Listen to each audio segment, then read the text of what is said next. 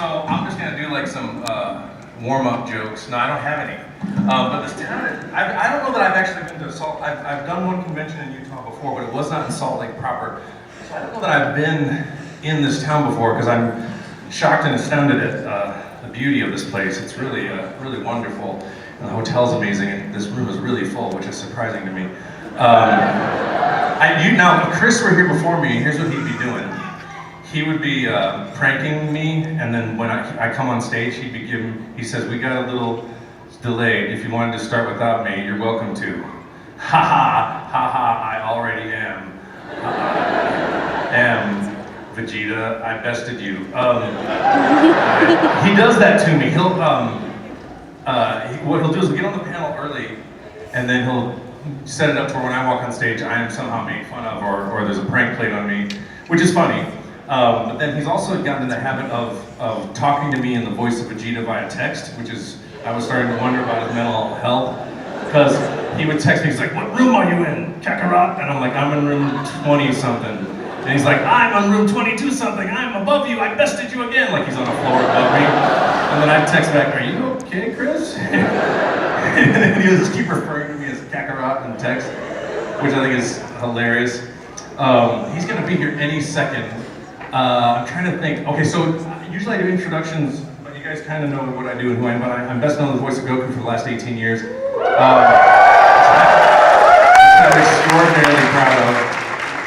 And I'm currently the voice of Goku in Goku Black, Goku Black Rose on Dragonball Super. How many people watching Super in English right now? Oh wow, thank you. I hope you like it. We feel like we're doing the best job we've ever done, and we're working really hard on it, more so than even Z, I think, because we know it's got to be right. And how many people watching Japanese? I don't mind if you do, it's fine, it's cool. Yeah, I have not yet. Moscow's great. I have not. She's amazing, and I do hear her every week when I'm recording, because we watch it in Japanese, then we watch it in English. We watch it in Japanese, we watch it in English. But I don't watch ahead for a number of reasons unless I kind of need to, because what happens is I'll watch some subtitle version, and it might be different than the script we end up with because of our writers. And you know, it's generally the same meaning, but sometimes the line's different, and I'm like, I get married to the subtitled script, and then when I get into the session, I'm like, wait, he said that? And I get confused, so I'm like, you know what, I'm just not gonna watch it unless I have to. And anyway, so I've done that for the last 18 years. I also worked on a lot of other shows like Pokemon, Ninja Turtles, Yu-Gi-Oh, Yu-Gi-Oh GX, Yu-Gi-Oh 5Ds, Scooby-Doo. What else did I do? Fallout 4 I was in. I'm like, strong in Fallout 4, strong guy. My favorite thing to do in Fallout 4 is to get the sledgehammer and then give Strong Grognak's axe and then just go in with hammers and just bleh, bleh with the crazy hammer. So who went with the Institute? I went with the Institute, just based on logic. Well, they picked the Institute because I figured like, well, they got the best chance and the best technology of saving the planet, even though they're assholes, so. Oh, excuse me, wait, I'm not supposed to say that on the back. Sorry about that. Sorry, I'm a big believer in like total freedom of speech. I gotta be more professional. Yeah, everybody looks great. You guys are all cosplaying like crazy. It's like, this is amazing. I do a lot of conventions a year, and this, I can tell you this, that of all the conventions I do, every single person I talk to is like, have you done Salt Lake? No. Have you done Salt Lake? Oh my God, Salt Lake's the best. Salt Lake's the best. You have to do Salt Lake. I'm like, I want to do Salt Lake. My agent's working on it. I hope I'm there. And then I'm here. So far, thank you. I haven't even started the show, and I already think it's the best. So my cohort is, what's this, socially late, acceptably late, fashionably late. And he's wearing the highest in fashion. Vegeta, Mr. Christopher Savage. This is the rare time that, and I did not prank you. I told him about how you pranked me when I'm late. And the reason I didn't prank you is not because I don't want to, it's because I'm just bad at it. Like, I'm not a good pranker like you are. I'm gonna give this more space. Yeah. See, it's more like Goku to be the last guy to show up when everybody needs True. I tend to do that, but. All right, now we've got this nice space between us. Yeah, we kind of need that. Yeah, because we'll fight. Because Sean and I have this saying, like, we're not going to be on the same panel unless there's a space between us. We have to right, 36 inches. That's how we work. So over 9,000 millimeters between us. Yeah, over it. How far would that be? I mean, well, there's 10 millimeters what, and 10, 10 feet with 9,000. Oh, I gotta go. 29. 29 feet. 29 feet. That's too big of a distance. I saw you on Twitter this morning. How you doing, buddy? Oh yeah. We're gonna. Chris, you want to introduce yourself? Sure. My name is Christopher Sabat. I'm the voice of Vegeta and Piccolo, and everyone's favorite Yamcha on Dragon Ball Z. I also do some other anime. Oh my Zuru! It looks like we're having an auction for my characters right now. Ayami from Fruits Basket, sold to the one girl who remembers that show. Okay. I've done other things. I have a studio in Dallas where we record voices for video games and cartoons and stuff. And when Sean is feeling sassy, he'll come down and record with us. Otherwise, he'll stay in his beautiful town of LA and record out of the luxurious studio there. I love this guy's Frieza hat. It's like Frieza on like a, Yeah, stand up so people can see that. Frieza hat is great. That is good. It's like, I don't know, for some reason it's like Frieza, I just picture Frieza giving lip to the teacher, whatever, it's my hat, I wear my hat. Whatever. That maybe explains everything. Like, it explains the ears and all, so. I love it. So, and who are you again? I'm Sean. Did you already introduce yourself? I did. I was just. Did you tell me you were Batman's Dark Knight Rises, right? I did. I almost did. Okay. It was a small Batman role, but I'm proud of it. It was an okay game. It could have been better. It's an okay platform. It's an okay platform. Yeah, you're playing Batman. That's great. That's true. There are lots of kids here today. I know. I'm trying to censor myself. Look at that little one right there. I'm terrible at that. They're like trying to keep it occupied by just looking at dogs on Instagram or something like that. They don't care. I love it. You're going to learn so much today, guys. By the way, this is the first time I've ever been to Salt Lake Comic-Con. Me too, yeah. And I also have a really cruddy memory. I don't think I've ever even been to an anime convention here. Does anyone ever remember me being in this town? I did one, not in Salt Lake. St. George? Yeah. Oh yeah, almost last year. Like 6 years ago. No, I'm not going there. Wait, did you go last year? Did you go? You're talking about me. I think there was a conflict last year I couldn't go. Okay. Yeah. I was in St. George, I think, like 7 years ago. Yes. I think I remember that guy, yeah. Because he was like driving me nuts the whole time. What's your shirt say? Smash with me. Smash with me. Oh, it's a character he created in Dragon Ball Z. Her name is Smash with me. Okay. I like it. Oh, Z verse 2. Yeah. Oh, nice. Who's excited about Dragon Ball Fighter Z, man? I've been complaining about having a game like that for 15 years, and I'm so excited it's coming out. Did you even get in on the closed beta by chance? It's amazing. It's hard. Yeah. It's so hard. It's a hard game. It's a typical Guilty It feels Gear like you're in the style game. Like we just finished recording. Like it's amazing. I finished my part, I think. Right? Am I done? Yeah, I got my engineer, Steven, and I both got into the open beta to kind of test it out, to see if the English lines were working all right, and Steven's first words like, I have never played a game this hard before. Really? Yeah, it's hard. I mean, it's intense. Well, you and I played it at Anime Expo. Yeah, I won I was so many playing times. you, so I couldn't know how hard it was because it was just you. I just remember winning. No pun intended. Yeah. Oh. This is a phone. Okay, let's do some questions, right? Should we do that? Yes, and if you're cosplayed as Vegeta, you can have your question answered in priority. That's true. I did let them know that you like to speak to me as the voice of Vegeta via text. That is true. Randomly, and refer to me as Kakarot. Yeah, what? Well, It's usually about besting me. yeah, it's usually like if I'm on a higher floor Yeah. than Sean. What floor are you on? 20-something. Oh, darn, you bested me again! Wait, what floor are you on? I'm only a power level of 18. Maybe if you train hard, they'll move your room. And he did it so effortlessly. I just said, can I have an upgrade? And they said, okay, you can have an upgrade. And they put me in a suite. I think you have to channel your anger in order to power up to that level. Channel, that was really bad. No. Any questions? God, there's no. Oh, there's a nap in here too. Sorry. Yes. Yeah.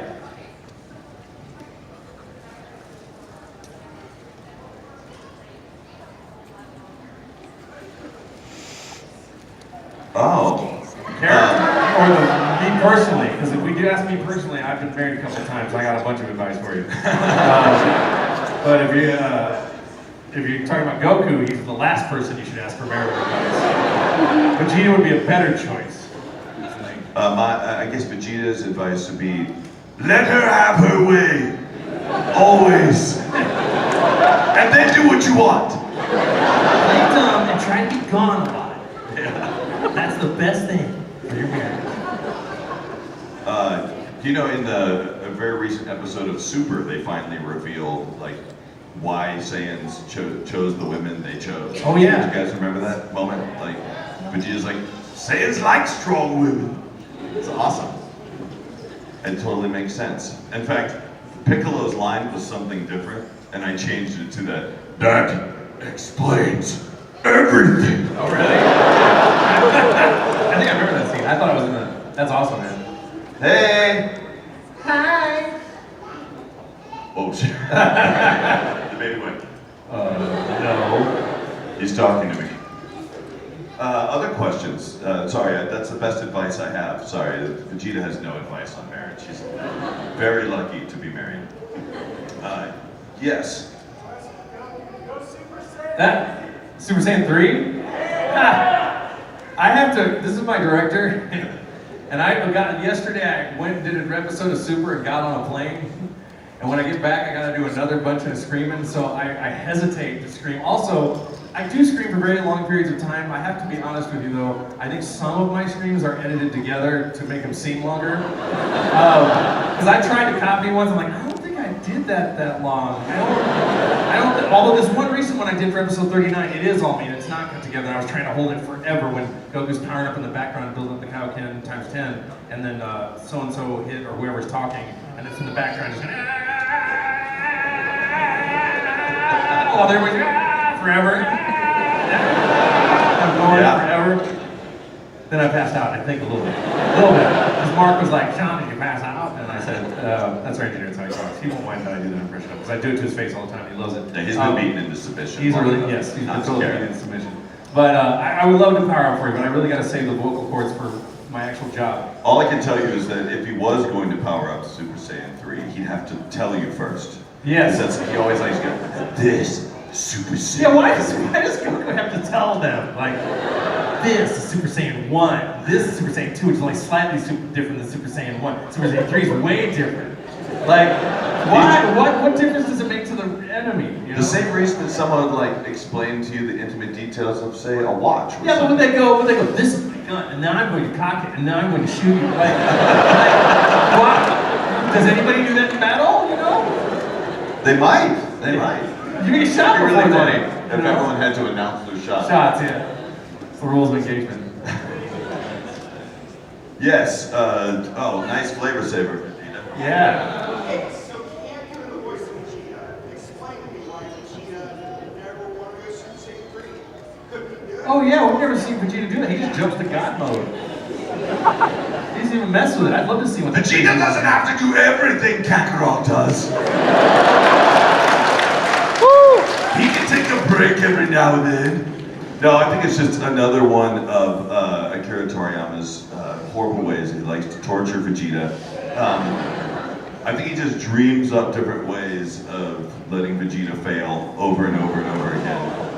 It would be really weird. If Vegeta actually beat Goku or actually became the strongest for any significant period of time or beat like a formidable enemy, the show would just be over. That's true. I'm hoping that Sean actually had a great idea for like a storyline that I really wish they would do. What, the one It's the one where Goku hits his head and becomes evil again. And then Vegeta has to teach him how to be nice? Yeah. I think you opened the door or something full of women. I'm not sure. Say thank you and please or some type of thing. Like, I can't do it. Because we've joked about it a lot. Like, Vegeta has the best character development in the series. He does. Because he had terrible childhood, had a terrible parent, terrible parents, probably all of them. He had He's had victory taken away from him at Yeah. every turn. Yeah, he's supposed to be supposed to inherit the throne. He has no planet now, and then at every turn, like some guy with zero training who just happened to have fallen on his head as a child, and that's the only training he has is the person to beat him all the time. So because, and Goku, on the other hand, is super powerful because he has a brain injury, and that's it. Pretty much. Which, you know, it's funny because my head it explains a lot. There's so many parallels. That's why I have a scar on my left eyebrow. When I was a little kid, I rode my Wonder Horse down and smacked my head open really hard. Like I was like 3 or 2 or something. It's crazy. And it Did you goes yell, back, "This is my Wonder Horse"? This is my Wonder Horse, I'm gonna ride it! This is great, Mom!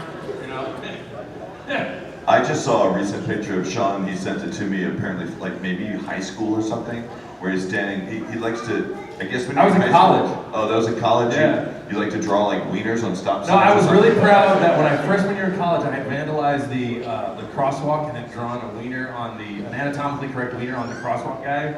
And then I posed next to the sign. I'm like, I did that and got away with it because I was 18 years old and stupid. I don't recommend it.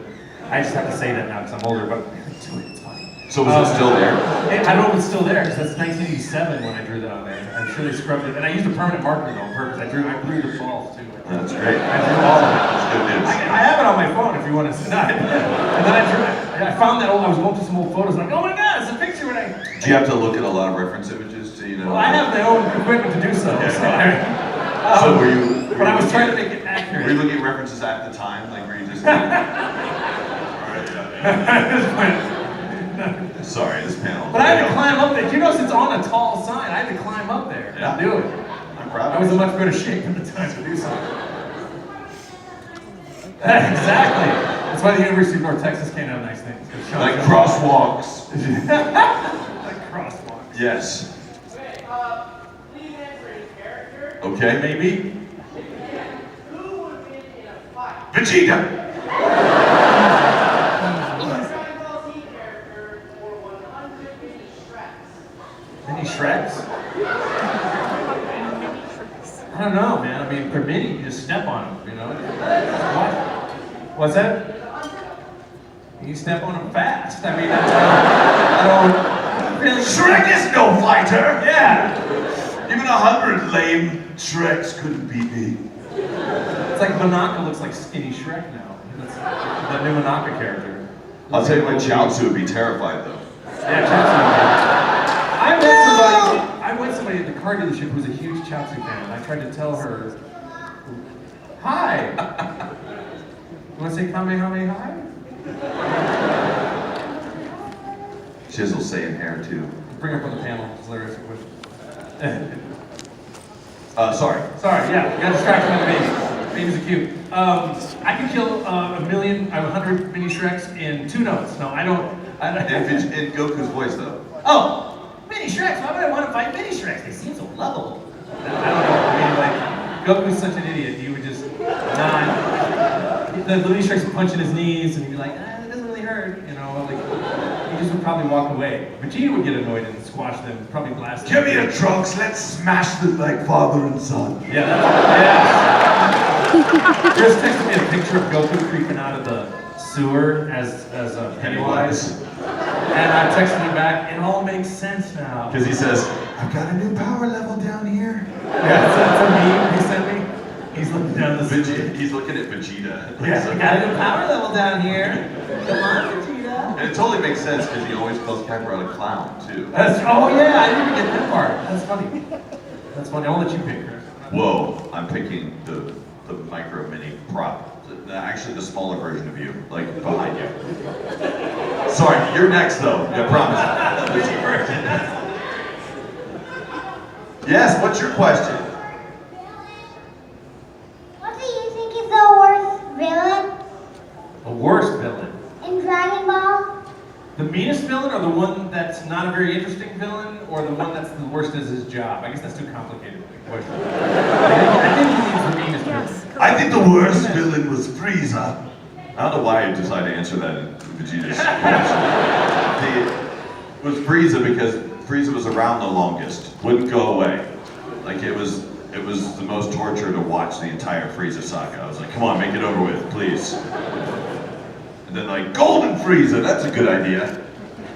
Yeah, the worst one. Yeah, I would say Frieza was the worst in every way. Like, kind of like. It wasn't so nice to Krillin, if you recall. Exactly. And wasn't good at really, being as badass as Dr. Gero, Yeah. So in terms of creating those androids. Now, if you ask So- Yamcha, he's not a big fan of the Doctor's Row at all. Who? Yamcha. Oh yeah, Yamcha's Yeah, not Yamcha, big he's a fan. character in Dragon Ball. Oh, that's right. Who's that? Everyone forgot me!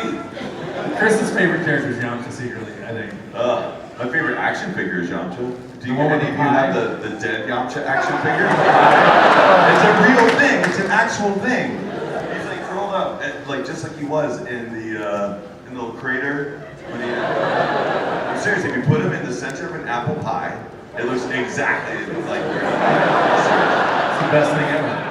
They were highly limited now, but I think you can get, they're making them in larger quantities now because for some reason, someone's been talking about the dead Yamcha figure all the time. Like, a lot of people want him now. But he's awesome. Like, you always see action figures, you always see like cool poses. Or, like, Yeah, and Yamcha's just dead. dead. And they make that in Japan, so they get it. Oh, they get it. They know. We weren't the first to discover the lameness of Yamcha. I actually like to add, like, I still think it's really funny that Yamcha and Vegeta are still in the same place a lot of the time. It's like, Yamcha just didn't go away. Like, he's like the ex-boyfriend that's just stuck around. Like, and it's gotta drive, like, so I actually have been adding subtle lines into Super that aren't in the translation necessarily, that sort of talk about that, or at least bring the issue up. Like, there's a scene where Bulma's trying to convince Vegeta to go hang out at a party or something like that. And the original line was like, I don't want to go to a party, and I changed it to, sure, fine, let's go see Yamcha. I just imagine just like, why does he have to stick around? And then you were talking about how like the clothes he's wearing are probably Yamcha's old clothes. That is my hypothesis. The Batman shirt and the yellow pants that he wore. Like, Bulma just pulled those out of nowhere. Like, she just happened to have them in her house. Who was the last person to stay at Bulma's house? Yamcha. Those were Yamcha's clothes. Yamcha's clothes. Plus, it looks like something Yamcha would wear. Yeah, exactly. Because he thought he was so badass. The Yeah. tiger thing moved. Yeah, the right yellow about. pants, pink shirt. Yeah. He thought he was Billy Badass. What's that? Definitely the most powerful attack in the whole series. Yeah.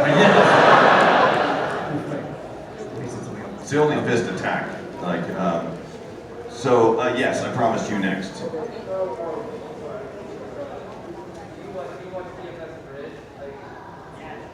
I've seen bits and pieces of it, not a ton of it, but it's funny. Those guys are really funny. We're definitely waiting for them to do something new. That's for sure. We're waiting to see what they come up with next. I'm waiting to not be asked that question anymore. No offense. So there's legal and personal issues with that for me. So, but I think they're very funny. Yeah, it's a little complicated right now. Yeah. Because people. I didn't spend 18 years working on this show to talk about that show, but that's how I feel. I mean, I care very much about this. This is something I put my whole life into. So One thing you learn about Sean is he wears his emotions on his sleeve. I do, like because really. I apologize if that's Loud embarrassing, tattoo. but I just have those feelings. Anyway, Miss Edward Elric. It wasn't about going to be on Dragon Ball Z. It really was just about Funimation moving production to America and wanting to recast the show in '99 and me answering an ad in the paper. I was a professional hornist in an orchestra, and I was teaching music, and my friends are always like impressed with my ability to do various voices. They're like, you should audition for this. I'm like, no, I don't want to. You should audition. I'm like, no, I don't want to. And I finally did, and Chris was actually on the committee to cast. I didn't know him. We were I was the one friends. that put the ad in the paper. He's the one that put the ad in the paper. I did not know him. We were not friends. And he pranked me. He's been pranking me since 1989 because I call every day, which by the way I don't recommend if you're trying to get into acting. Say, so did you cast it? What part did I get? That'd be awesome. Hey, do you think I got Captain Ginyu? Because that's the part I thought I was That's really good at. literally the worst thing an actor can do. Yeah, it is. Do not do that. And so I called him, and Chris was like, no, we ain't cast yet. Just trust me. Don't call us. We'll call you. And then he calls me a couple weeks later. Okay, Sean, you're gonna be Goku. I'm like, you sure? Because like my Captain Ginyu is really strong. And then instead of telling me, He like tried to talk. I tried to talk giving- him out of me being Goku so I could play Captain Ginyu. And Chris goes, trust me, you're gonna love this part. He didn't say it's the lead on the show. He didn't say anything else. He just said, trust me, you're gonna like playing this part. I'm like, okay, fine. And so I go to work, and I still, 2 weeks into recording, I'm like not getting it. I'm seeing, it was really hard when we first started because, and for those of you who first start watching it, you notice a lot of times in still shots, it's kind of hard to tell who's who. So I'd see a lot of pictures around the office, and I couldn't tell, is that Goku? Or is that Vegeta? And I was trying to keep track of what, who, I was trying to figure out what character's which, not knowing Goku's the main character of the show. And about 2 weeks into recording, Chris was like, I was trying to do something very specific or trying to make the character do something, and Chris was like, Sean, you realize this is the lead character of the show, right? I'm like, really? Like, I had no idea. Well, Sean was trying to do research on the show, Right. but except, we started around episode 68, which a majority of that was like Gohan training in the woods. So he was like, I think this show's about like a little kid and a green guy, I think. Yeah, when I prepared for the role, we were required to mimic the Canadian cast. It was airing on Cartoon Network, and I was teaching music during the day, and every day after school, I'd go home, turn on TV, and turn on Dragon Ball to try to get ready, because I tried to prepare for an audition. And it was only the episodes of Piccolo and Gohan. I'm like, there's 2 guys on this show, and I don't think I can do either of those voices. Well, I'll show up anyway. So I showed up anyway, not realizing there's 100 characters on Dragon Ball at least. And then I auditioned for like 12 or 13, and I ended up with Goku and King Kai and Nail. For those of you who don't realize, I do voice King Kai as well, which is really fun to play because he's not, totally all about 2 things: fighting and eating. He just tells jokes, he's fun to play. But yeah, that kind of freaked me out. It was so what got me started was just people encouraging me and thinking that I could do it, and I didn't realize until I got to the part that it was really something that I had probably wanted to do my whole life, because I was fascinated with impersonators and voice actors and voice people my whole life and not realizing it. And then when I came to work, I was like, wow, this feels like the job I was meant to do. It was great, and I owe all of this guy. So he was there from the beginning. I was told what to do from a very early age, because my voice is very similar now to the way it sounded when I was 10. Like in between like 6th and 7th grade or whatever, my voice dramatically dropped from like a really high-pitched kid's voice to the voice I have now. And it freaked my mother out. I came downstairs like, hey, Mom. Cereal. Yeah, and I didn't even go through the awkward like, my voice is changing things. It was just like instantly dropped overnight. And I was like, Mama somewhere with my, oh my God! But what's crazy is that it was almost like I pulled the voice acting sword out of the stone or something, because everyone kept going like, you need to get into radio, you got an awesome voice. So everyone has always said, I were radio. And I did go into radio, and then I realized, this isn't as fun as I thought it was gonna be. I thought it was supposed to be like, madcap, hilarious, like making up things, whatever you want to say, but it wasn't like that at all. In fact, it ended up being really boring. So I switched to radio, television, film, and when I was in my senior year of school, I got a page on my pager. We had those. Some of you've never owned one of those things, most of you haven't. And I called back, and it was a friend of mine from college. She was like, hey, I've been working at this company, and we're casting this show called Dragonball. If you want to come up and audition for it, and I did. And I ended up getting part of Yamcha on this Dragon Ball movie called Sleeping Princess and Devil's Castle. And what I didn't realize is that it was sort of a testing ground to see if they were able to do this dubbing in Texas. And so a month later, they said, would you like to, come and help cast and direct the show? So I said, sure. They said, we'll pay you $20,000 a year. And I said, what? That's a lot of money. Of course. And so it wasn't even a lot of money even back then. So just so you know, inflation hasn't increased that much. But yeah, so it ended up being like a really, really hard job, but it was amazing. I made the best friends I've ever made. And I've been really lucky because the director in anime is one of the few people that really gets to meet everybody, because That's true. the actors in anime, because we have to record actors one at a time, only get to meet the director and the engineer, and maybe the actors they're passing in the hallway. Yeah. But I was the one who was lucky enough to meet everybody. It was kind of awesome. Now he knows everybody. I know everyone. And all this secrets. I know all their secrets. Red Ribbon Army, dude? Yes.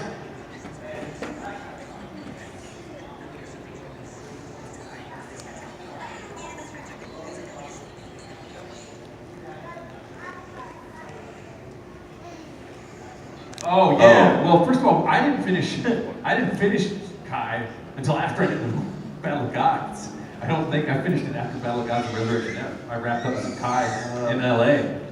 I wrapped it up in LA. It wasn't this last January, it was the January before that I wrapped up. It may have been. Because I was the last guy to record. We were doing some pickups, because all I remember is that at that time, here's the secret, we dubbed Kai, almost all. We had to sit on it for some reason. Yeah, and for some reason they were having a hard time getting the rights issues together or something like that. Something held it up. So for the Kai that you're watching on TV now, we recorded like years ago. So I don't even know if that was 100%. No, I remember distinctly finishing Kai, not this last January, but the previous January, because I recorded over at the studio just in Mike's. Weird. Okay, we're learning things today. Yes. But hey, what was the question? Oh, we were shocked, like totally shocked. I remember you tell a funny story about someone texting you. Yeah, someone texted me, and then my girlfriend, I was half asleep, I roll over, and I said, some friend of mine texted me, he's like, and then my girlfriend said, I said, is this real? And then she looked up, she goes, yeah, it's real, and I texted her, and I said, oh shit. Like, I thought I was done screaming. I'm not done screaming. And I don't think I'm gonna be done, because Masiko's 80, and I'm 48, and I gotta compete with her. And she's amazing, and so she's gotta keep doing this. She's been doing it since she was like 40-something in the 80s. So I don't know if I'm gonna be doing Goku. Yeah, man. I sound like Master Roshi when I'm done. I don't know. I always had this weird thing of like living in a house on a hill in the woods and then young, like being 110 and some very coming to find some quest and I kick kids off my lawn. Yeah, but you're the original, you're the Goku guy, you're the... And I'm like, yeah, my lord. And then I finally, and I tell them the whole story and it becomes a movie. You know? I don't know. And then you show up at the end. I don't know. And I'm even older, somehow. I know I'm younger than you. But I've aged because I deserved it. Let's see. Vegeta cosplay back there, yes. Who made a fight? All Might at his prime or Vegeta? Who? Oh man. Vegeta would win, only because I think Vegeta would be able to drag the fight out long enough for All Might to shrink back down into his no mind stage. So, are you talking about All Might before he was injured? I don't know enough about All Might in his prime yet to answer that question, but currently my vote would say Vegeta because All Might is kind and Vegeta is not. So. I'm gonna take this. Sure. I'm so bad at this. Oh yeah, smash hit.